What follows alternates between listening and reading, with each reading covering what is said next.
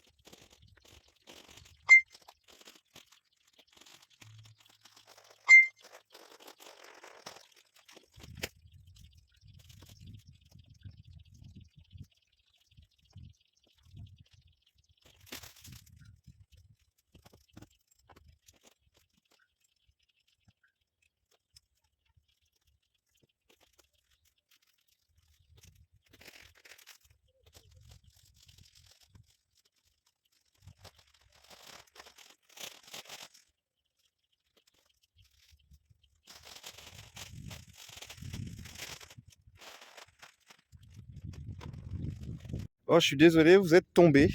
Je m'en suis aperçu après, c'est qu'on a un petit peu de vent. Du coup, vous n'avez pas pu voir au moment que j'ai mis le tunnel en place. Donc le tunnel, ça a été vite fait. Normalement, il faut le renforcer un peu plus. C'est que là, c'est vraiment pour réchauffer la terre. Je le renforcerai une fois que je ferai mes semis. Je vous invite toujours à aller voir la vidéo de Jaco et de Lily, hein, Monsieur et Madame Tunnel. C'est moi, j'y arrive pas, je suis pas au point. Et on va dire que ça va tenir pour faire son boulot, mais ça va pas être aussi solide que ce que Jaco et Lily vous montrent régulièrement, même sur leurs vidéos, au niveau de leur tunnel nantais. Donc, j'ai fait ça donc pour réchauffer la terre, parce que je vais certainement faire du semis de carottes, etc. d'ici peu. Donc le surplus de feuilles, je vais le laisser là, de toute façon il gêne pas.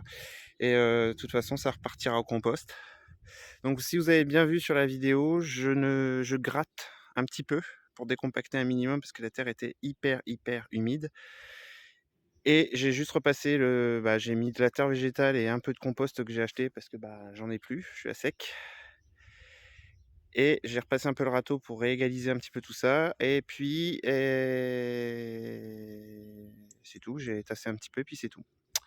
Donc voilà, donc je pense que la vidéo sera passée un petit peu en accéléré quand même, parce que j'ai vu que ça avait duré pas loin de 10 minutes quand même. De toute façon, vous allez voir le principal. Après, tout le monde a des méthodes différentes, hein. Moi, j'ai préféré cette méthode-là pour bien préparer, pour voilà, parce que les feuilles n'auront pas eu le temps de se décomposer. Bon allez, sur ce, je vous souhaite une bonne journée à tous.